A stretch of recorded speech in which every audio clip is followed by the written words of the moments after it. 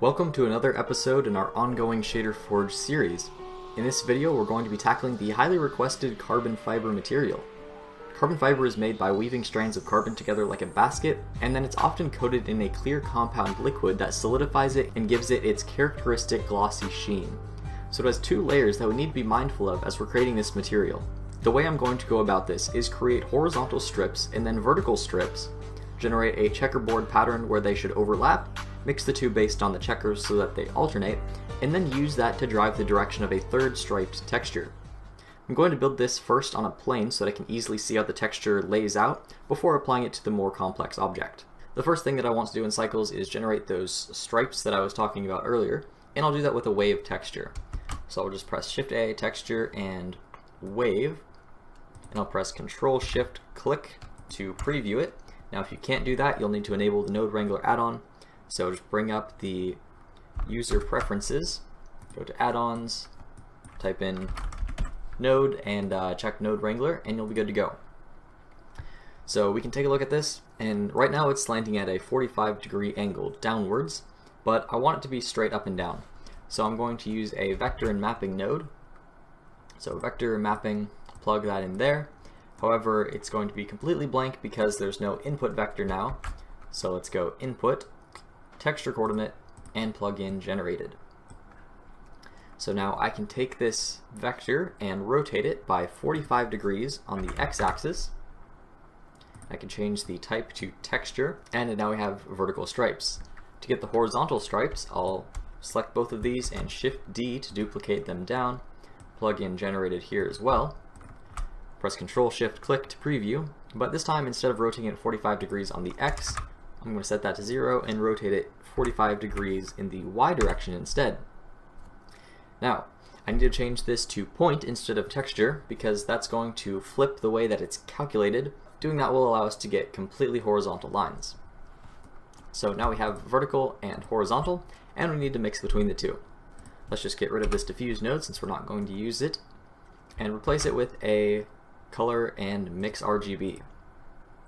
So now we can mix between these two. However, we're not getting a checkerboard pattern, we're getting a bunch of circles. And that's because we have this gradation that's between these lines, which is going to help us get a really nice bump pattern later on, but it's really not useful when we're mixing together because instead of getting nice clean woven squares, we're getting these interlocked circles, which is not the pattern that we want at all. So we need to get rid of the gradation and only have black and white, nothing in between. The way we can do that easily is with a math node, so let's go to converter and math, and switch the operation from add to greater than. So now anything greater than 0.5 is going to be completely white, and anything not greater than 0.5 is going to be completely black with nothing in between. So I'll press Shift D to duplicate that down to this bottom one as well. And now when we mix in between the two, we'll get a nice sort of tablecloth pattern. Now to get the checkers, I'm going to set this from mix to difference, and difference is going to tell us exactly where the two are opposite of each other, and that happens to be where they overlap, which is going to create this nice checkered pattern. So now that we have these checkers without any gradation, we can use that to mix between the original two textures. So let's press Shift A, color, and mix RGB to mix these two colors together. But this time, let's use the checkers as the factor. And that will give us a really interesting texture where we're switching between horizontal and vertical lines based on that checkerboard pattern. Now we're almost done creating the texture, but I definitely want to add a little bit more detail. So I'm going to take this wave texture down here and Shift D to duplicate that over. And I'm going to use this to add a little bit of grain in between these areas. So I'm going to take this mix factor here and plug that right into the vector, because the vector coordinates tell this wave texture which direction it's supposed to go. And when these are alternating vertical and horizontal, our wave texture is also going to be alternating vertical and horizontal. But we definitely need to mix this with this original texture over here where we have this soft gradation, because that's going to give us a really nice bump that's smooth and it looks like this is a nice round form, whereas this looks very flat. So let's duplicate this mix node and mix between these two. I'll change that to 0.01 so that the result is much more subtle. So now that we have the basis of our texture down, I'm going to switch to this second layer here that has our shader totem so we can see how this looks on the actual object. Now with a lot of objects, you're going to get a little bit of stretching when you're using generated coordinates, and so while it looks pretty good on this left side over here, when it comes to the right side, it doesn't look quite as nice.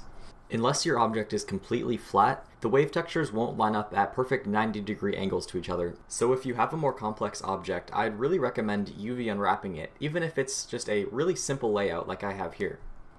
So with that, I'm going to scale down the texture as well.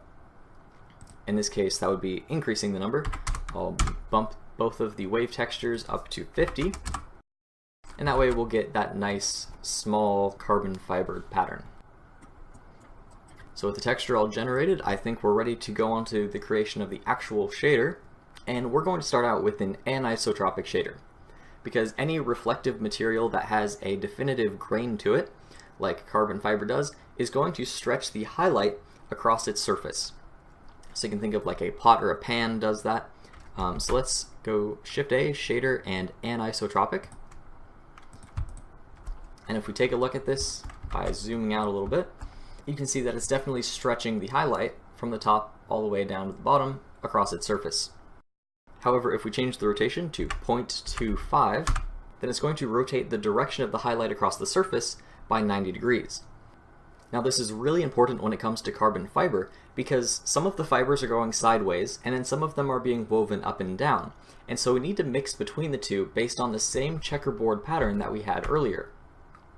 So if we take this pattern and we plug it into the rotation, we're not going to see much of a difference because we're just mixing between 0 and 1, which in this case is not much of a change.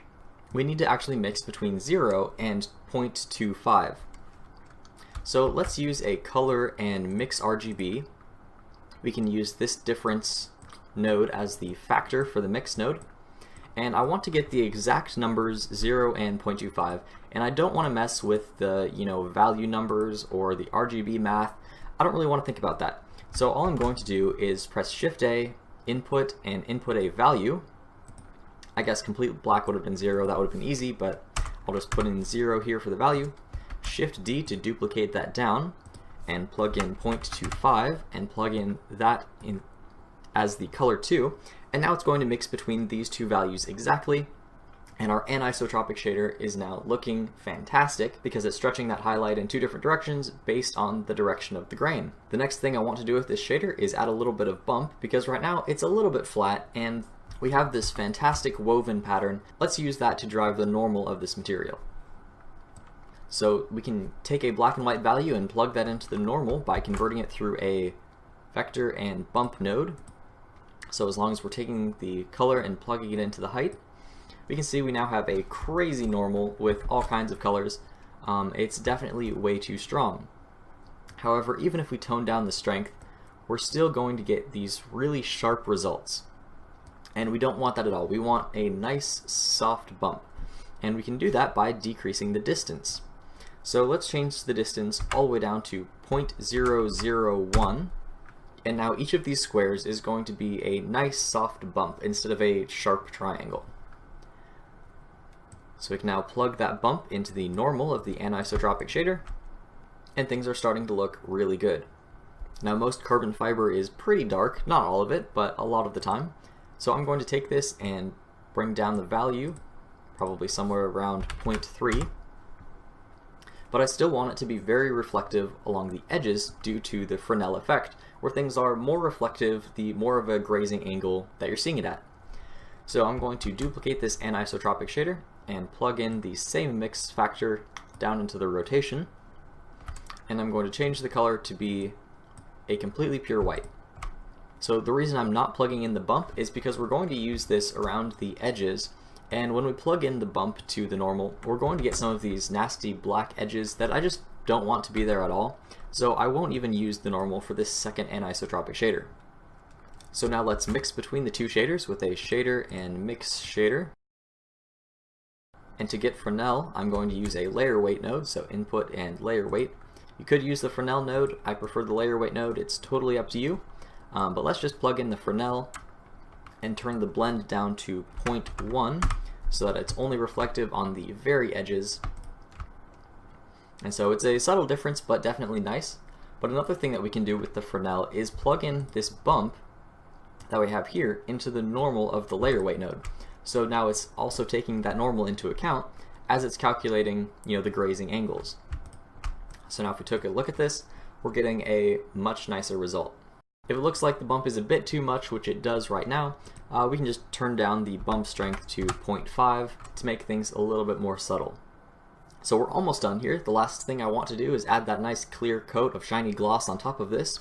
So let's duplicate this mix shader over, and this time add a glossy shader. So Shift A, shader, and glossy. Plug that in. And this is definitely too soft, so let's turn the roughness down to 0.01. That way we're going to get these really nice crisp reflections. And now I also want to blend this based on the Fresnel, so I'll duplicate this layer weight. But since the top surface doesn't have any of that bump, I'm not going to connect the bump to either the layer weight or the glossy. I'll just leave it completely smooth. So I'll plug in the Fresnel to this mixed shader here and bump this up to about 0.3 or 0.4. I also think I want to turn down the roughness of this anisotropic shader, so I'll turn both of these down to 0.1, and that'll just make them a little bit more shiny, and we'll get more of a highlight around these areas where the highlight of the glossy is. And that's really it for this shader. There's a lot that you can change with the look of this. You could change the size of the wave texture to get a larger or smaller pattern. You could definitely change the layer weight to either make it have a much more glossy finish or take away the glossy finish completely. You could change the strength of the bump to make it pop out more if you'd like. Lots of things you can do. So overall, a pretty versatile and useful shader. While working on this video, Jim Morin from the Blender Market showed me how to get this alternative pattern, which is of a different type of carbon fiber. So big thanks to him, and that pattern is also included in the download files for this video. I hope you learned something new, and thanks for watching.